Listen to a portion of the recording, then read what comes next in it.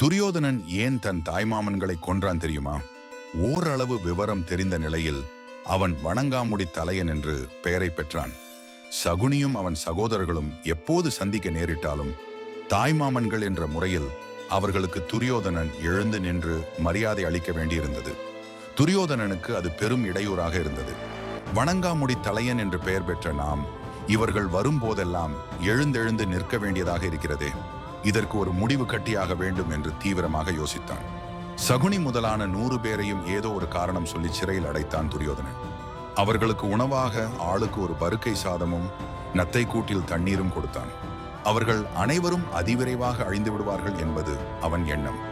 சகுனியின் சகோதரர்கள் அனைவரும் தங்கள் உணவையும் நீரையும் சகுனிக்கு தந்தனர். நம்மில் அறிவாளி, திறமைசாலி நீ, இவற்றை உண்டு நீ மட்டும் உயிர் தப்பிப்பிழை, எப்படியாவது இந்த துரியோதன கும்பலை அழித்துவிடு என்று சொல்லி தங்கள் வாழ்வை தியாகம் செய்தார்கள்.